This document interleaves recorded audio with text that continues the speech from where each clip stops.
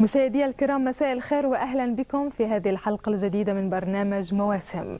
برنامجنا مواسم سيتطرق هذا المساء إلى موضوعين، أولهما طريقة بسيطة ومستحدثة للحصول على المزيد من محصول الحبوب في مناطق صحراوية شحيحة الأمطار، أما الموضوع الثاني فسيكون أحد الفروع الزراعية الإسرائيلية القليلة التي لا تزال تدر ربحا، لربما يعود فضل ذلك إلى عزلته، ونقصد مزارعي التوابل.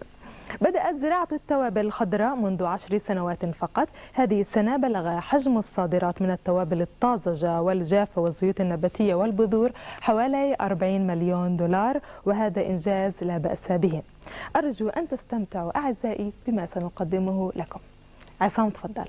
شكرا لك. والآن أعزائي المشاهدين مع البروفيسور يعقوب أمير من محطة التجارب الزراعية גילת. שלום לך פרופסור אמיר. פרופסור אמיר, אתה פיתחת איזו שיטה שבעזרתה אפשר לפתור את בעיית הבצורת ובעיית הרעב בעולם. זה נשמע לי במבסטי. אבל לפני כן, אני רוצה לשאול אותך שאלה. לעשות כיכר לחם, כמה דרוש מים? אולי אתה מוכן להסתכן ולהגיד כמה מי גשם דרושים ליצור כיכר לחם? אתה מפתיע אותי. נניח, אני מעריך של 100 ליטר? תופתע לשמוע שבשיטה העתיקה ובשיטה שהבדואים מעבדים היום דרושים 3,700 ליטר. 3,700 ליטר כדי ליצור קילוגרם חיטה, כדי ליצור כיכר לחם. עכשיו, אולי תסביר לנו איך בכלל, בכל זאת הצלחת להוציא הרבה יבול ממעט מאוד גשם בנגב? ובכן, בשיטות המודרניות אנחנו הצלחנו להוריד את כמות מי הגשם ליצירת קילוגרם חיטה ל-1,700 קילוגרם. אבל התשלום, התשומות, הם דשנים, תוספת דשנים, תוספת חומרים כימיים להדברת העשבים, מיכון יקר, ולכן מייקר את הגידול. מייקר את הגידול, והוא פשוט לא כלכלי. דיברנו על השיטה הבדואית או השיטה העתיקה שכבר קיימת 3,000 שנה. היבולים הם בסדר גודל באזור באר שבע 70 קילוגרם לדונם. בשיטה המודרנית עם התשומות שלנו הצלחנו להכפיל את היבול כ-150 קילוגרם לדונם. ובשיטה שלכם? עדיין לא הגענו לשיטה שלנו. לפני זה צריך להדגיש שמתחת לקו הבצורת שעובר באיזשהו מקום צפונית לבאר שבע, זהו הגבול של 250 מילימטר גשם, זאת אומרת כל השטחים מתחת לקו הבצורת לא זכאים לפיצויי בצורת. לכן רוב השטחים האלה הם נטושים היום. או פה ושם הבדואים מגדלים חיטה בשיטה ישנה, ולכן השיטה היחידה המומלצת באזור הזה זו שיטת הקרב. זו שיטה שאנחנו מנצלים רק מחצית שטח המזרע מדי שנה. במחצית השדה אנחנו קולטים מים, מי גשם, ואין לנו צמחים, ומנצלים את המים הנאגרים במשך העונה לעונה השנייה, על מנת לשפר את משטר המים. בשיטה הזו הצלחנו להוריד את מקדם ניצול מי הגשם ל-1,000 קילוגרם לקילוגרם אחד של חיטה. במקום 3,300 כן, שאמרת. אבל צריך להזכיר כאן שלשיטה הזו יש הרבה מאוד חסרונות. החיסרון החשוב ביותר הוא שאנחנו מנצלים רק מחצית שטחי הקרקע, ולכן בשנת ברכה אנחנו מפסידים את היבולים הטובים. אבל החיסרון החשוב הוא החיסרון שקשור בסחף קרקע. בקיץ, כידוע לכם, אדמות הלס עוברים תהליך של סחף רוח נוראי, ובחורף סחף גשם קשה. ולכן מבחינה אקולוגית השיטה הזו מאוד מאוד לא ידידותית. והדבר השלישי, בשיטה הזו אנחנו נאלצים לאבד את הקרקע לעתים תכופות, כדי לשמור שלא יהיו עשבים שהוציאו לנו את המים. והתוצאה היא בליית החומר האורגני, וכמות החומר האורגני בנגב היא נמוכה ביותר. אנחנו תוך 20 שנה הורדנו אותו ב-75%. כך שמכל הסיבות האלה ואחרות, אנחנו מאוד לא מעוניינים להמשיך בשיטת הקרב, וחיפשנו שיטה חדשה, שבו אנחנו יכולים לגדל מדי שנה בשנה חיטה, מה שאנחנו קוראים מונוקולטורה של חיטה. אבל כדי לעשות זאת... מה היא מתבססת השיטה שלך? על מה מתבססת? אוקיי.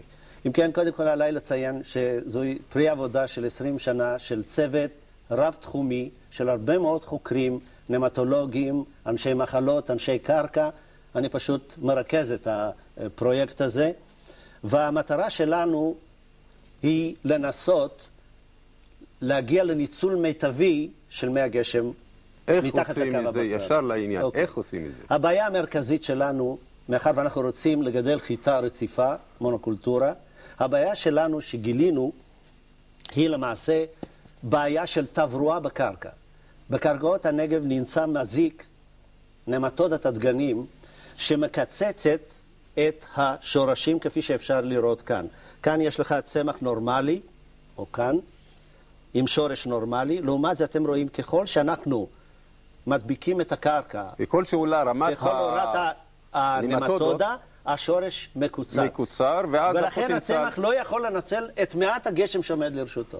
לכן הפתרון המתבקש הוא להתגבר על הנמטודה. איך עושים את זה?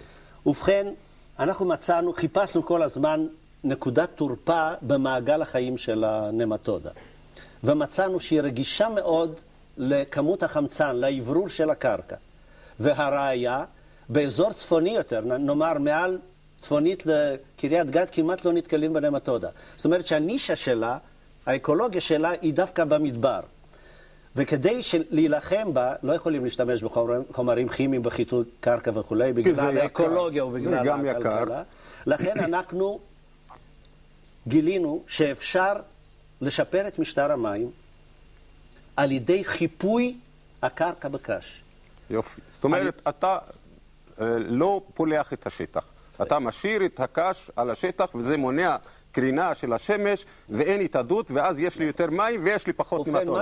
הלאה, לשאלה הבאה. בבקשה. פרופסור אמיר, מה היבול שאתם השגתם בשיטה הזאת, בהשוואה, ואיך נראית החיטה? כן.